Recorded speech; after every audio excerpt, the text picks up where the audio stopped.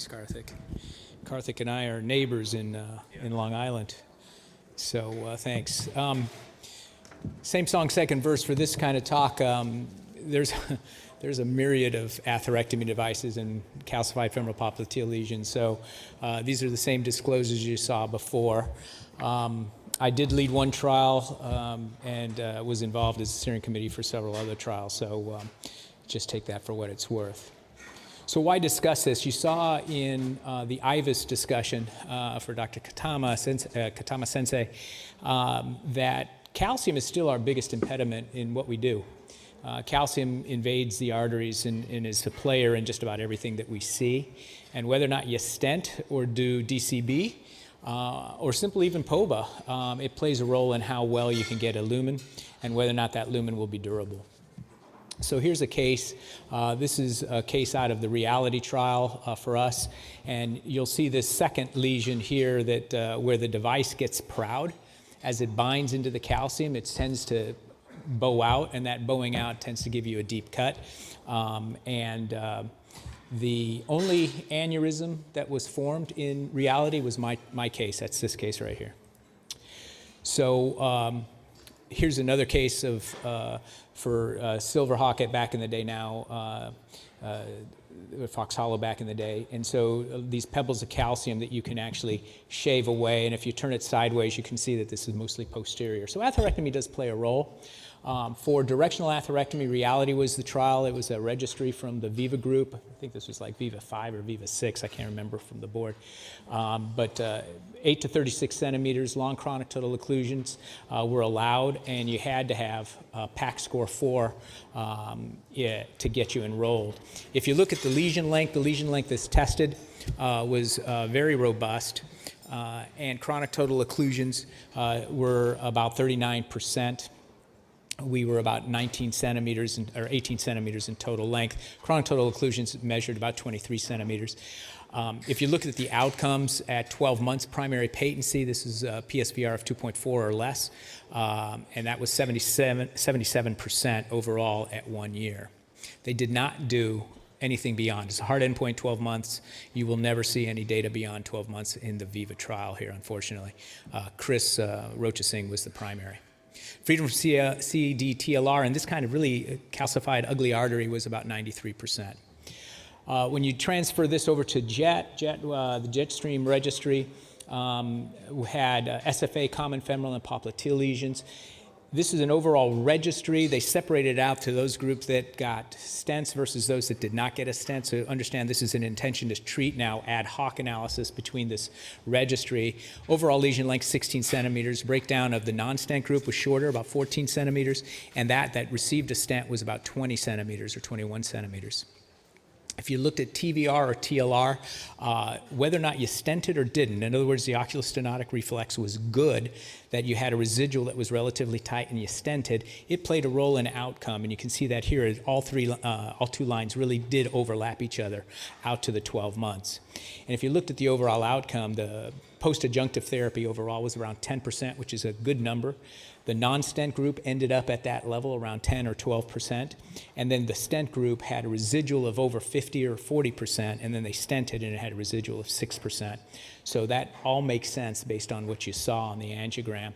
And if you looked overall at the 12-month binary stenosis rate, this is at 78% versus 80% versus nearly 70% for the stent. I think that CSI, this is its only good pivotal trial. There's a lot of data out of CSI that came before Liberty. A lot of it is anecdotal and non-core lab adjudicated. This is core lab adjudicated. And they broke it down to the Claudicant group, Rutherford's 2 and 3.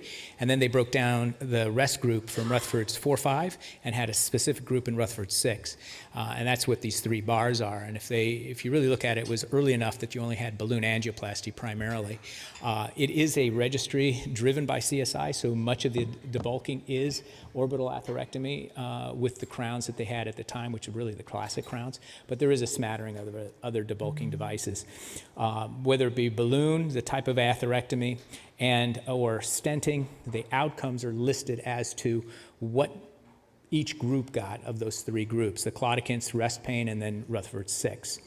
Unfortunately, Liberty and the core lab only reported outcomes on patency in the claudicant group. So this is Rutherford 2 and 3, with a 30-day outcome all the way out to 1 year, and the 1-year outcome was 83%, very similar to what definitive LE reported in about a 7-centimeter metric. This was around 7 to 8 centimeters in its metric for Liberty. This is from Eric Dippel. This is the restenosis outcomes with atherectomy, and then they also have a buddy system of laser followed by DCB. But this you'll see is the lesion length was about 19 centimeter in plain balloon angioplasty for their primary therapy, or excimer laser, which is now Philips from Spectranetics, plus PTA, again, PTA being non-DCB. And so the total occlusions were about a third in this group. If you looked at the distal protection devices, they used it fairly frequently, probably almost up to 50%, but 30 versus 40% in the PTA arms alone. And if you looked at the outcomes, laser plus PTA, not laser plus DCB, and this is a TLR metric, was relatively low on its outcome, but better than POBA alone. So if you just went in and did POBA on these in-stent restenoses that are relatively long, your likelihood of long-term success is exceedingly low.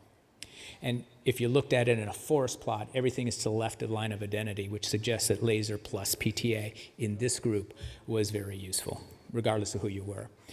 There's a couple other devices. The Phoenix or Rotarex catheter, I'm surprised, and for those who use it, you can tell me where I'm wrong.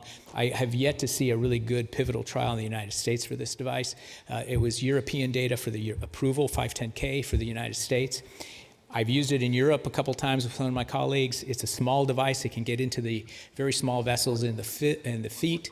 It's very conformable, and it has this Archimedes screw, which tends to remove the device. So it has both an atherectomy as well as a thrombectomy indication in this country. And it's actually quite useful. Comes in small and large, and so I like it. I think that it has a role for what we can do here. But none of these atherectomy devices, we're going to have a talk on IVL here in a second. This is bare bones stuff. This is what you saw back in the day in the early 2010s, that this produces, and now there's a ton of other companies that are trying to produce this same metric of 50 PSI to disrupt calcium inside of that local environment. This is pad 2, not pad 3. This was kind of their inception for the device.